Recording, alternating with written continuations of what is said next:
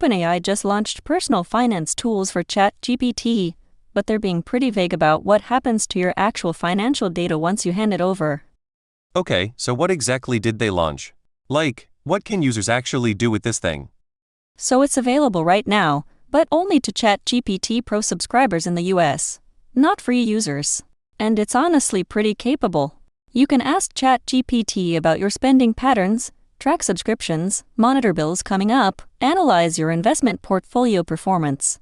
It's all conversational, so you're just talking to ChatGPT like you'd ask a friend, not clicking through menus. That does sound useful. So how does it actually connect to your bank accounts?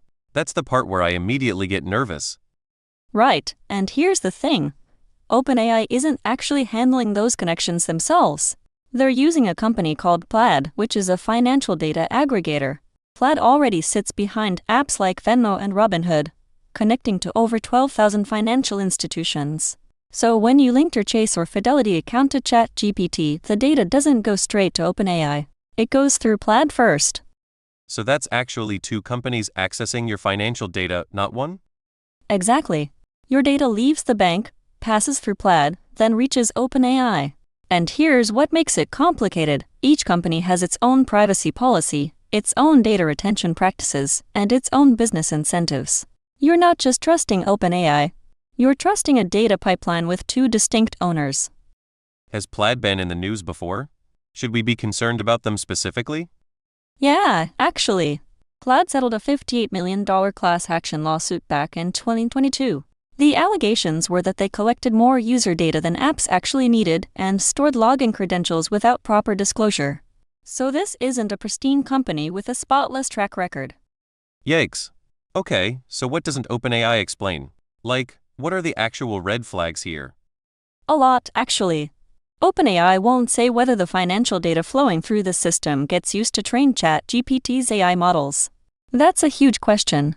There's a difference between a tool that just analyzes your spending in isolation and one that feeds your mortgage balance and subscription history into a training pipeline.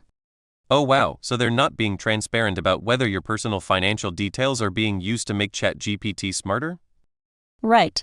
They also haven't explained how long they keep your financial data, who inside OpenAI can access it, or what happens when you cancel your Pro subscription. Like, is it deleted? Anonymized? Archived? Nobody knows because OpenAI hasn't said. This feels like a big deal because we're not talking about your search history or something. This is your actual money, your accounts, your investments. Exactly. And here's the regulatory gap that makes it worse. Chase and Fidelity operate under frameworks enforced by the FDIC, the SEC, and the Consumer Financial Protection Bureau.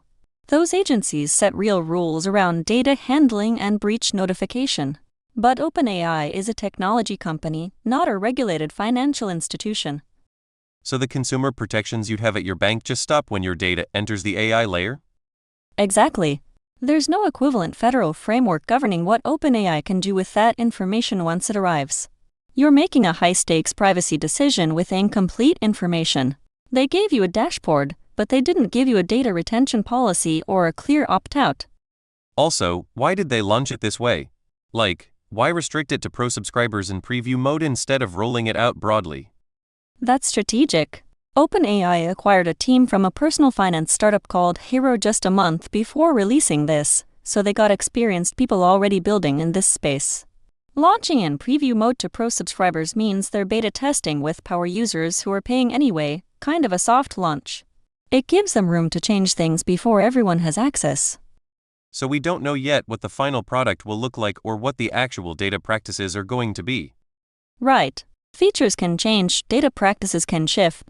What works for a small group of beta testers might look completely different when they decide to expand. The point is, if you're considering this, you need to understand what you're actually agreeing to. And right now, OpenAI isn't being fully transparent about the big questions.